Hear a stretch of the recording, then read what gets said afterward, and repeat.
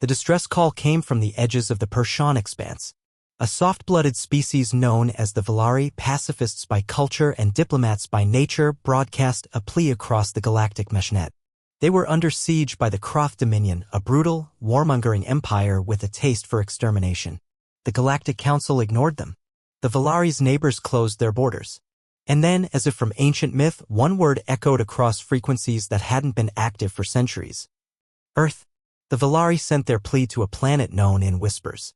Records were sparse, interactions fewer. Earth was a former council member that had gone silent after the Orion Accords collapsed. Most assumed the humans had destroyed themselves in one of their infamous internal wars. They hadn't. They were waiting. Orbiting Valari Prime 3 days later, a ship appeared. It was unlike any vessel the Valari had ever seen, obsidian black plating, no visible thrusters, silent as the void. It bore no national flag. Only a crude, jagged symbol.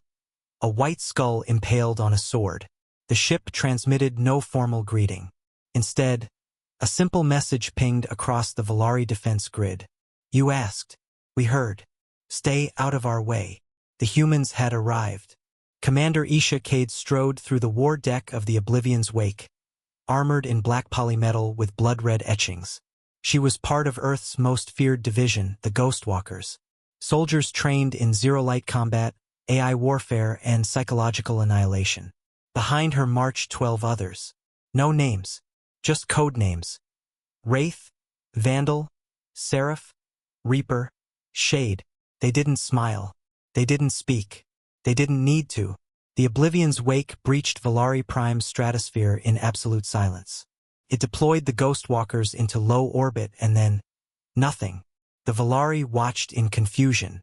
The Kroth intercepted the ship's signal and laughed. Until midnight. That's when the screaming began.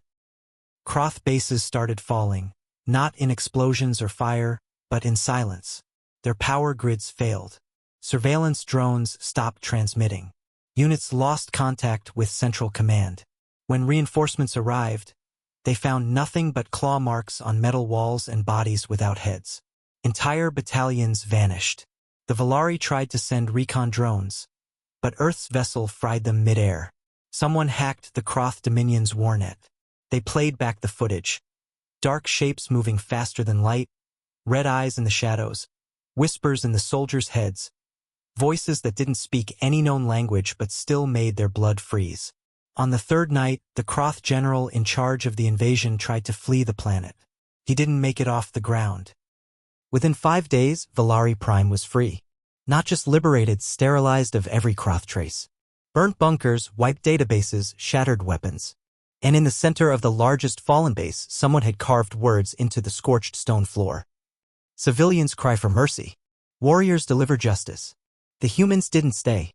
The Oblivion's wake departed as silently as it had arrived, leaving only encrypted data logs for the Valari leadership, tactical summaries, defensive blueprints, and a message. Next time, you fight back. Or you won't get another. The Galactic Council convened in emergency session. How did Earth respond this quickly? One asked. They shouldn't have ships that fast. Or tech that advanced. Or soldiers that dangerous.